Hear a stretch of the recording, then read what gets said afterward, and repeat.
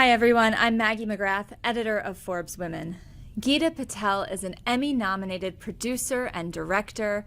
She has worked on and directed some of the most anticipated and most watched episodes of HBO's House of the Dragon, a Game of Thrones spinoff. Geeta is here today to tell us all about House of the Dragon and also her career and how she got to this very fun seat she sits in. Geeta, thank you so much for joining us. Thanks for having me. Now, I want to start at the beginning. I know the Game of Thrones and House of Dragon fans will want us to talk about the series finale and season finale, and we'll get to that. But you started your career as a writing assistant, and you ultimately didn't get your own agent until the age of 35. And I kind of love that trajectory, right? It just didn't happen for you immediately. Can you take us through those early days and how you got from point A to point where you are now? Yeah, I'm the child of immigrants, and I was the first one born in America. My parents are from small farms in India.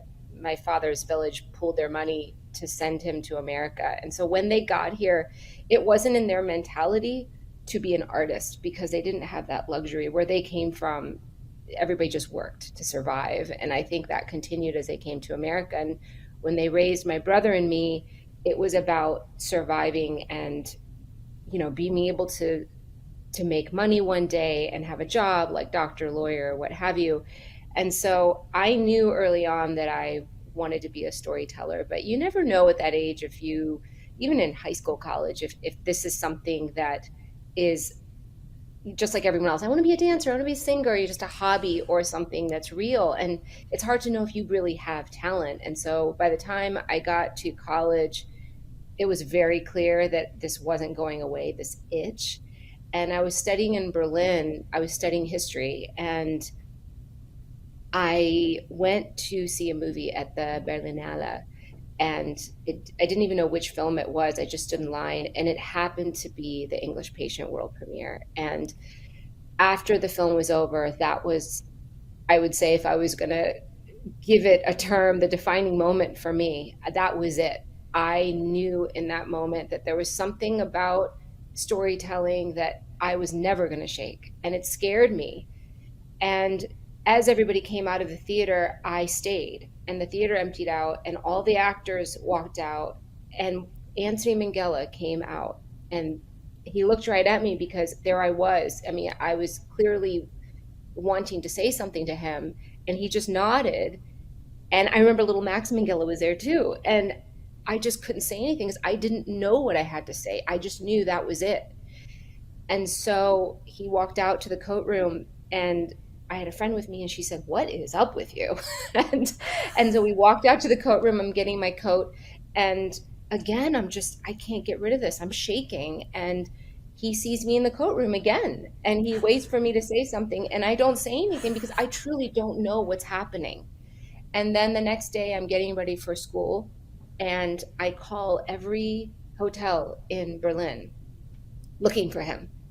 And I finally, somebody answers the phone. It's his wife, and she starts laughing. And she said, "You're the Indian girl from yesterday, aren't you?" And I said, "Yes." And she said, "Anthony thought that you would call. Let me get him. He's in the shower." And he got on the phone, and he said, "Ah, it's you. Come to my hotel. Let's just talk for a little bit." And so the next day, I went to his hotel, and we sat down. And again, I never said what I wanted, what I needed. Not, I didn't know. And he just said, "You're the child of immigrants. I'm the child of immigrants." He said, "I want to tell you one thing. You're going to feel like you need to do things right away and do it the way everyone else is doing, but you don't have that path all the time." He said, "Take your time." He said, "I'm here with you. I will be with you. Take your time." And so he stayed with me till he passed away. And after that moment, I knew.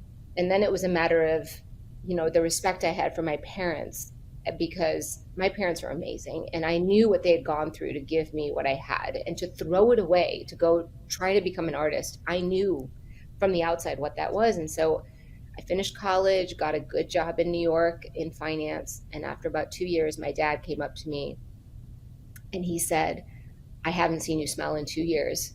I know what you want to do with your life. Go to LA." And so I flew to LA within a couple weeks, I think. It's a little blurry. And at that point, I'd written probably 200, 250 letters to people I admired, just telling them I admired them. And then I had been flying to LA to meet them. So I had met David E. Kelley, Leslie Moonves. I mean, so many people. I had written with Aaron Sorkin back and forth. It just kept going. And so at that point, I had all these people that knew who I was and how pathetic I was, probably. And I had told them that my parents were trying to arrange my marriage, and that it was just like a big hot mess. But what was great is when I got to LA, I had a job pretty much right away. Mimi Leader had gotten one of my letters. She gave it to her showrunner, and I became a writer's assistant for Carrie O'Salem on Mimi Leader's show. And when you want something that bad, it's kind of like I just went through IVF and did 8 rounds to have my son. Like, when you want it that bad, you don't complain. You are there. You are, every moment you're accepting and absorbing, and that's what it was. And so I did that for about 4 years. And we did a show. My boss then kept me on, and we did production rewrites. So that means you work on films and help them get to, they're already kind of greenlit, but you help them in the last weeks before they start production. And what was great about that is that I have a very independent mind. My background is in languages and human rights and history. And so it was nice to learn the rules of what makes something commercial and then start breaking them. Mm-hmm. So we did that for a few years. And then my boss just looked at me one day. He's a screenwriter. He said, Geeta, I can't promote you to writer. That's not how this works in this industry. Writer comes from writing. And I hadn't written anything because I'd given him everything I had. And let's be honest, at that point, I didn't think I had any talent. It was so much easier to hide behind him. That's me. My biggest enemy has been myself my entire career, just thinking that I can't do this impossible dream that's in my head, and then having this fight within myself, which I think many people have. And so I started writing a novel for some reason because I thought it was easier and nobody would judge as much. And so I moved in with my parents. I started writing this novel. The novel was terrible. And after a couple of years, I thought, well, if I do research on the novel, maybe it'll be better. And so I went to the war zone of Kashmir, which is the area between India and Pakistan, to research this novel because I had set it there because my background's in that kind of thing. So I went to the war zone. I got off the plane with a couple of friends I was working with, and we realized right away that there was this war happening in a vacuum, and no one actually understood what was happening. All the media, everything was completely whitewashed because the people that were stringers were from either side of the conflict. And I think you can probably relate to it now with things happening in the world. And so I decided to stay in the war zone and just document it, because I think at that point in your 20s, you're just following your bliss, trying to figure out, you just follow your feelings if you're lucky. And I was lucky. So we stayed in the war zone. We got funded by Sundance. We went to their labs, and that's where I learned to be a filmmaker. And I figured out, and I realized that I was directing, which I had never expected to do. I had never dreamt that high. And to me, directing is just a matriculation from writing. It's a completion of writing. You already see everything when you're writing, or when you're conceiving, and then you get to complete it. So that project took probably 8 years on and off because of us not having money. I was a secretary almost the entire time on the side to make ends meet, and went to 2 Sundance labs. And that's where I really learned all these skills. And, they give you mentors, you learn how to work with a team. And when I came out of that, I knew that I wanted to be making fiction films and fiction television. I also, on a side note, I wanted to start a family. I was getting old and I didn't know if I would ever meet anyone. So I thought, if I get into TV directing, I can actually do what I love and support myself. But that's not an easy thing to do. It's not like, that's like, I'll be a big filmmaker and support myself. Like, that's just not something that, it's just a dream. But I think there's been a single-mindedness, even from the early days. You couldn't articulate it. You said you didn't quite have your voice yet and know what stories you want to tell, but you had that instinct internally to just keep at it in some capacity. And I think over time, it sounds like you developed your voice and what you wanted to say over those years that led up to you getting an agent and then eventually getting on House of the Dragon and other projects. Would you agree? Yeah, I think writing that novel and being a bad storyteller, but having a story in me was the beginning, because writing is rewriting, and writing meaning storytelling. It's such a craft, at least for most of us. It is something that you have to continue doing. You have to practice like a violinist. You have to keep practicing. And so we did the documentary, and I felt my voice. And it wasn't honed yet, but I felt it. And then after we did that, I came back to LA and I wrote 2 films in a row within a couple months. And I felt, and that was, I wrote them for me. One is totally foreign language in Gujarati, which is a local language where I'm from in India. The other one was absolutely bonkers. It's a made up world. And I just did it for me because I wanted to feel my voice. I needed to know who I was. And after I wrote those two, as I wrote those two, I was living with my brother, who's a comedian. He's in the show Animal Control right now, and he is my best friend. And he took me in because I had PTSD from the war, and he just, found an apartment for the two of us in LA. And as we were living together, we both come from this clan, the Patels. Patels married Patels. Mm-hmm. And at the time in the United States, they'd have Patel conventions where we would go to find each other and marry each other. And my brother is dying laughing over this and making all these sardonic jokes over it, whereas I'm in therapy. So as we lived together, Ravi finally said, hey, why don't we make a documentary about this? This is hilarious. Let's make it funny. And so we got funded by PBS, and another 6-7 years went by where I documented, Ravi was in front of the camera and behind the camera, and I was behind, and we watched Ravi go through this hilarious story where he had a non-Indian, a white girlfriend my parents knew nothing about. And they broke up, and he let my parents set him up in the Indian system. And we modeled it after Annie Hall and the great rom-coms of our day. And it was the greatest experience of my career, still is, because I worked with my family, but also, again, found my voice. I was so comfortable working with an actor like my brother, a comedian like my brother, and it just solidified that I wanted to work with those kinds of artists. And I, had no money again at the end. I actually sold my car to finish post. And at that point, we finally got an agent from Meet the Patels. And I was about 35. And we walked into the agency, and they said, okay, Fox Searchlight wants to buy the rights to your film. They want to adapt it into a movie. This is great. We'll help you sell it. And then we'll make more documentaries. And it was the documentary, it was the international sales division. And I just, at that point, I had found my voice, and I just said, I want to direct on Game of Thrones. And they just, literally, and I would too. Honestly, I would too. I don't know what's wrong with me. Like, if I was in the room, I would also start laughing and be like, you are crazy. And so it makes sense. But I don't know what to say. Like, I'm my father's daughter. Like, we are delusional, and we think we can do anything. And so, at that point, I just said it, and they just kind of giggled. And then, but once I said it, that was it. And so for the next years, it was just, okay, I have to qualify. I have to get to Game of Thrones. That's incredible. It's really the best example of speaking into existence that which you want to be.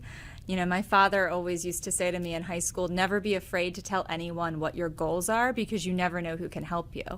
And I think it's a twist on what a lot of us talk about these days about manifesting our dreams, right? Yeah. A lot of people say, just speak it into existence. What my dad said is speak it and look for the people who can help you. So it sounds like you were doing that. So you find yourself working on House of the Dragons, and obviously Game of Thrones has such a passionate and outspoken fan base. And I want to ask you, as someone with a voice, with a vision, how do you think about that fan base when you are making creative decisions? Do you think about making a storyline decision or a directorial decision that will perhaps please the fans, or do you try to tune out the noise? I actually never think about it. I'm so busy just doing the job. I think for me, the reason I wanted to work on Game of Thrones was because it was, to me, the Olympics of directing. It felt like you were working with these high level actors, you're working with high level writing, high level production, and you're literally in this rigorous schedule that is just unbelievable. And I wanted that. I wanted to that test. So for me, it's just head down, doing a good job, telling a story, making sure that there's emotion in it, asking questions, trying to make things stronger, pushing, pushing, pushing. That's a big thing of it. Is I push really hard to make sure the actors have given everything they can give, the writers have given everything they can give, I've given everything I can give. Just trying to make sure that we're telling a beautiful, beautiful story and taking advantage of everything that we have, whether it be financial or even talent wise. So that's what it was for me after all those years of getting there. I've just enjoyed doing my part.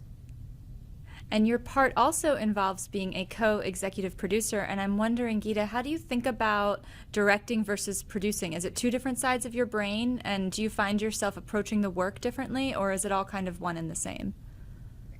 For House of the Dragon, they gave Claire Kilner and me co-executive producer credits purely as I think it was very awesome of them. It was a level of respect because Claire and I had done first season and we both were the two directors who came back second season.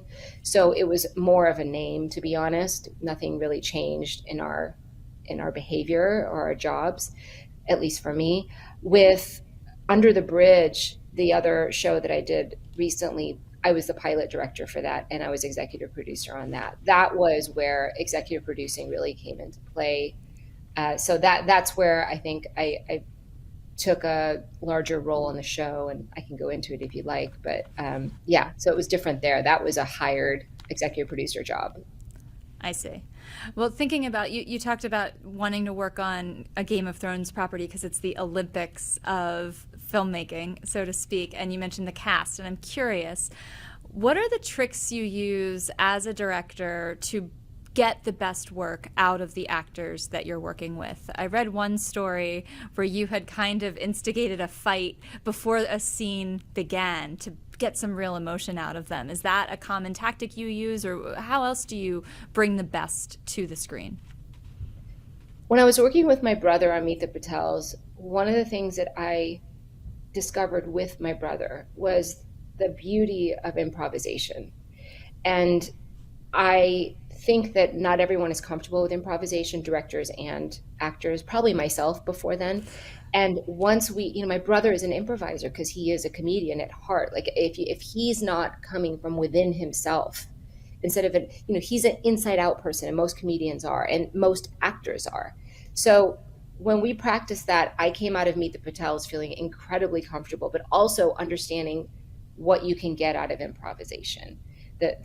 You just go 5 rungs higher than just saying these are the words on the script. Improvisation to me is it's not making up new words per se. It's actually feeling from the inside out rather than projecting what people want from you. And so as I went on to different projects after that, I worked with more comedians. And again, each comedian, I could tell, oh, okay, this person, if they could just loosen up and actually feel this from the inside, we're going to get a better performance out of them.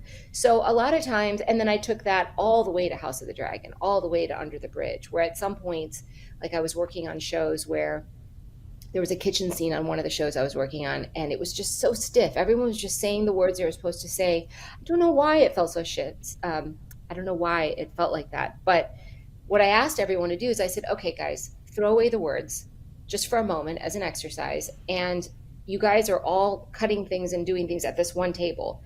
Only come here if you have to talk, and say it however you want to say it. Whatever your point is, just say it in your own words. And so we called action. We had the cameras on, and next thing you know, they're buzzing around the kitchen. They're finding their characters. And then they come back with their words. And it's just so natural. And it's so Woody Allen and beautiful and Altman. And so then we put the words back in them. and they did it again, and the cinematographer and I are scrambling as usual, because that's the thing, if you're going to do stuff like this, it's going to be a little crazy, a little chaotic, but we did it and it was beautiful. And that is what I do on every show now. If I feel something is stiff, we just do an exercise like that. Or with the two men in House of the Dragon, they had a kind of a eye for an eye situation. These two families had been fighting for many, many generations, but we don't get to see that. And also, after they speak, we don't get to see the war between the two of them. So all we have, we don't have a history, we don't have the future, we just have the present. And these two characters, we've never seen them before. Literally, they're in one scene. So that's a tall order, because you have to make people feel something, because this scene is actually the inciting incident for the rest of the episode. All the action comes from these two strangers. So what we did is these two actors came in the room, and instead of talking about the script for a minute, I just said, think that this guy across from you just killed the most important person in your life. Who is the most important person in your life? You don't tell me, just think it. And then we did it with the other gentleman. This person, whoever's the most important person in your life, just killed him or her, and killed them now, raped them, stabbed them, slaughtered them. And in that moment, that was it. Go. And it was palpable, for me at least. And then when we shot the scene later after that rehearsal, it was pretty much that. And it's just such a thrill. I mean, this is why I love to do what I'm doing. I think it's like being privy to the beauty of these talented people. I wish I could do what they do, but I can't. But you can do something else. And what's so interesting to me is, I was going to ask, because you've worked across genre, you've worked in comedy and you've worked in drama, and if your approach is different depending on genre, but it sounds like you take aspects of both and just bring it to every project that you're working on. Yes, I think one of the things that has been really fun for me is genre. A lot of times, whether it be comedy as a genre or fantasy as a genre, sometimes it's easy to lose heart, like lose the actual heart in it. The comedy can get too hard, and the fantasy can get too intangible. And so what I feel like my contribution tends to be more is bringing heart and grounding things, regardless of whether you're on a dragon, you've got laser, Marvel powers, or you've got this slapstick comedy. It's actually finding, okay, that is hilarious, but let's take it down a minute. What if this actually happened to you right now?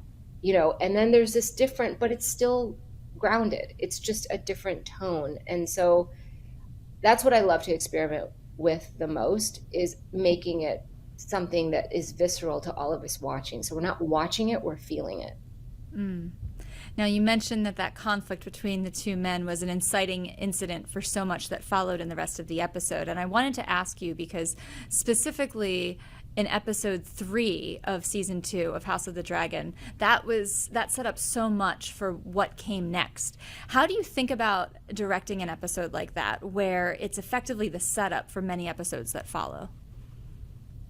It's tricky, because a lot of times when I've gotten setup episodes, they can easily feel like this happens, and there's less of a build in which, like, compared to other episodes, because it's setting up literally what's going to happen the next episode. And this has happened so many times. And so what I try to do is, and it's TV, that's the way we work, I try to take the episode and break it into 3 acts. So really challenge myself and my team to treat it as a standalone film. And we have to figure out where there's the inciting incident within it. Okay, now where is the midpoint where certain things have to happen there? Okay, now where is the end of the second act where all is lost? There's got to be something. Like, let's shape it so that we do feel that. And it's always little things. And we work very closely with the writers and the showrunner, because they actually have already thought about all this. It's just about myself and my team making it visual, so we can remind the audience that that's how this is structured. Because obviously these are incredible writers writing these episodes, and they take so long to do them. It's not like they just slap all this stuff down, but I think we can actually do a disservice as the visual artists in flattening it. But if we know where those cadences are, then that's what we should be doing.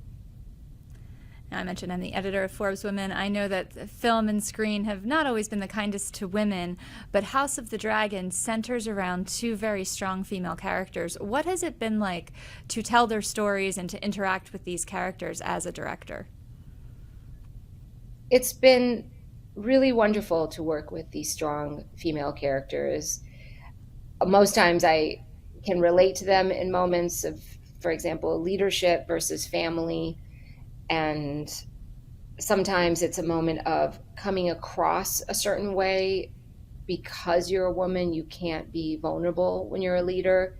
There's a lot of things that are in our head that are not real, I think, when we're new to a leadership space. And then there's the final thing, is just like, forget it, man. I'm a person. Let's just do this. I'm going to wear whatever I want to wear. I'm going to talk however I want to talk, and I'm going to have a heart. So I think there's a beautiful dance that the female characters do in House of the Dragon that is incredibly relatable. We see it in politics as females have fought to have a space there. And sometimes it's interesting because you're like, it shouldn't matter whether this person is a female or not. And other times you're like, dude, it is what it is. Let's just call it. Let's just call what's happening here. So I find it incredibly interesting, and I think all of the credit goes to the writers of the show and Ryan Condal. I'm glad you mentioned him. As a director, what is that director-showrunner relationship like, and how do you build a successful and effective director-showrunner relationship? When I made my 2 films, I was the leader, the visionary of those films, or myself and my directing partner. When I transitioned to television, everything shifted. So I am not the head of this. I am not the visionary of any of these shows. I work for the showrunner. And that is a huge understanding that needs to be clear, because otherwise things don't work the way they need to work, the pyramid of leadership. So in television on House of the Dragon, Ryan Condal is the visionary. He leads a team of writers, and they're all on set when we're shooting. And it's their vision that we are delivering. That being said, Ryan particularly is incredibly collaborative, and this will change from show to show. He is masterful at allowing and inspiring the directors to come up with ideas or take this and run. If there's things that are not on the page that are more visual, he really lets us try things. There's so many times in season 1 and season 2 where I'll just have this feeling, or an actor will have a feeling like, hey, I know this is the way we're supposed to do this, but what if we did it this way? We still will make the day, we'll still come out ahead, but can we try this? And I've never heard him say no. He always says, okay, yeah, cool. Yeah, let's try it. Let's try it both ways. And I think that's a really wonderful thing, because we all have departments that we're leading. And I think that's what really makes it such a joy to work in any field, not just film and television.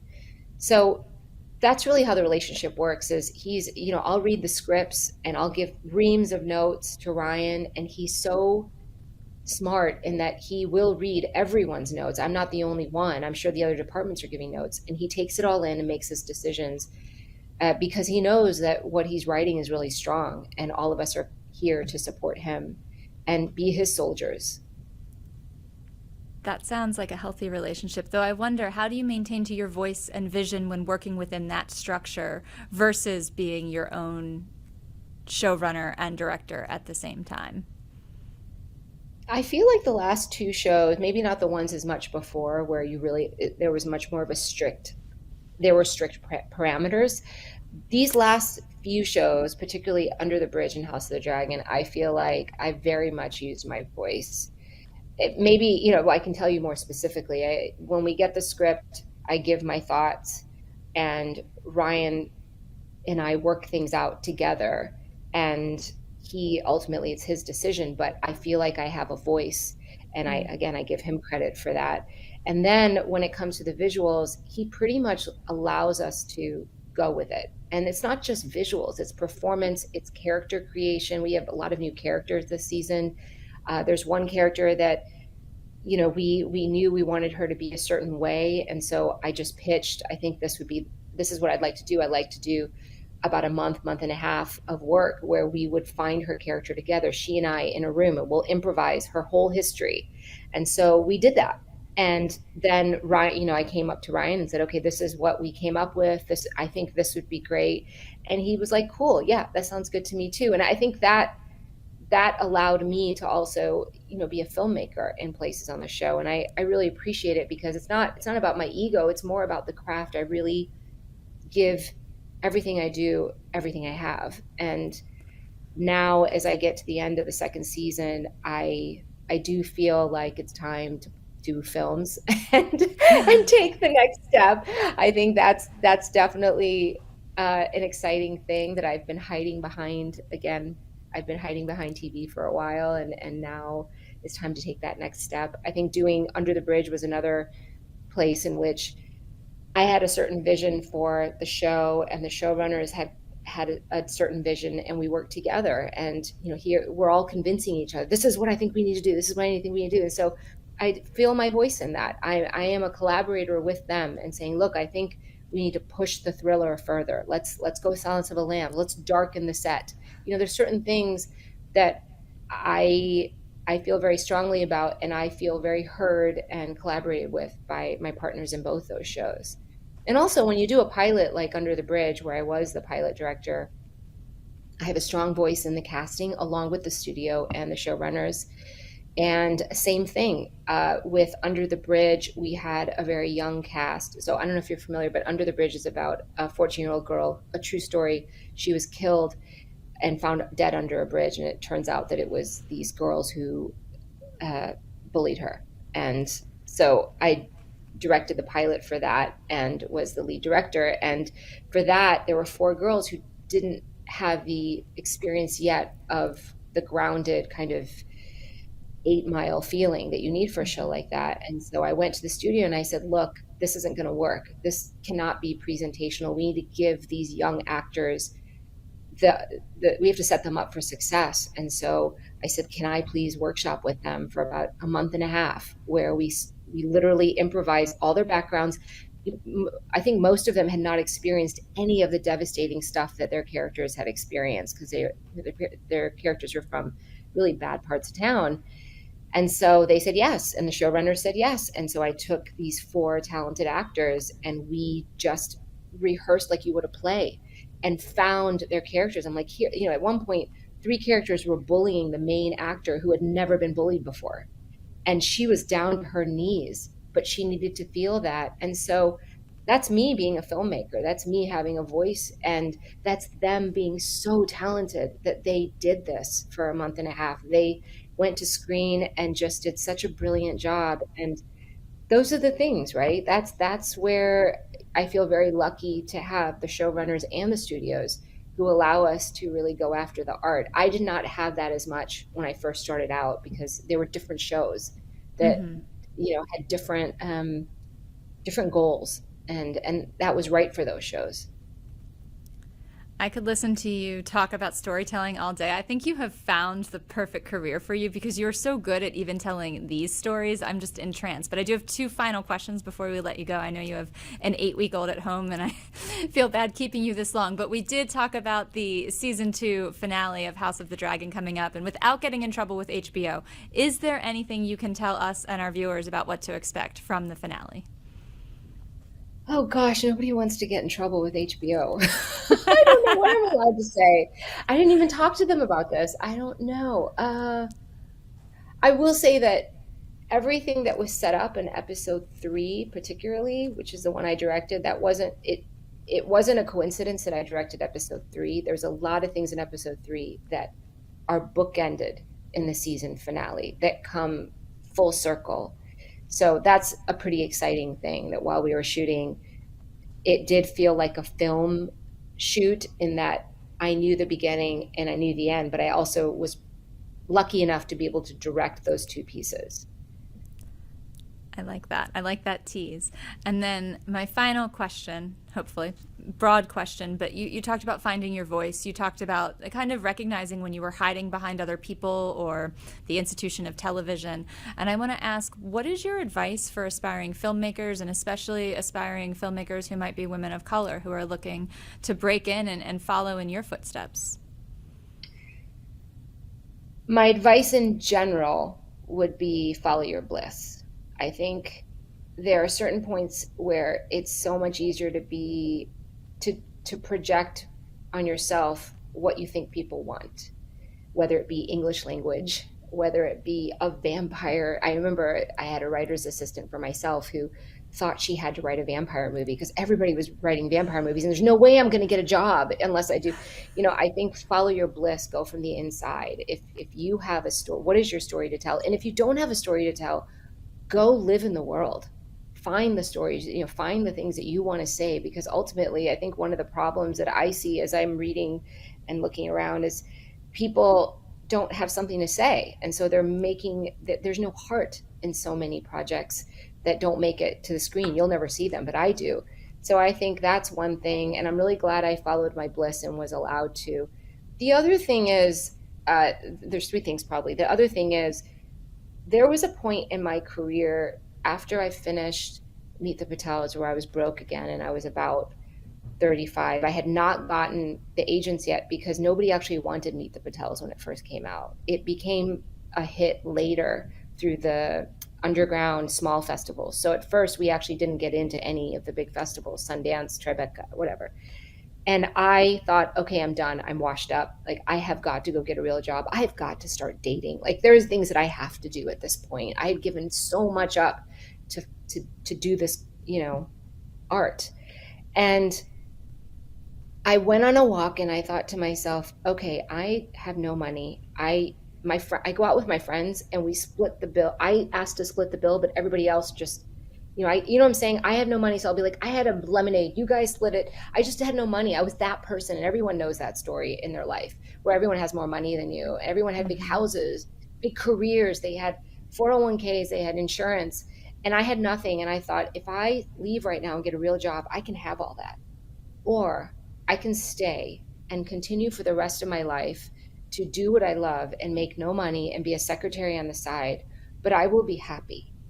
And in that moment, I made a decision that I would choose to be happy and live on beans. And I never would expect to make money doing it. I would just make my little films and this is the way I'd live. And that was the greatest decision I ever made, because yes, of course, now I have a big career, but I never expected it. And to this day, I am no different than I was in that moment. I am the same level of happy that I was in that moment. And I wish that for everyone, that if you love something, just do it, because that's success. Success isn't having money. And the third thing is, for women, I will not lie. There were times where right from the beginning, it was tough.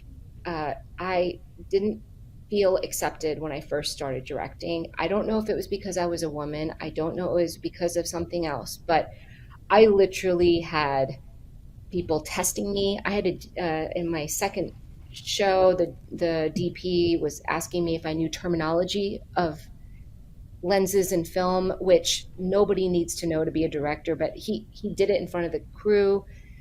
I had actors refuse to talk to me.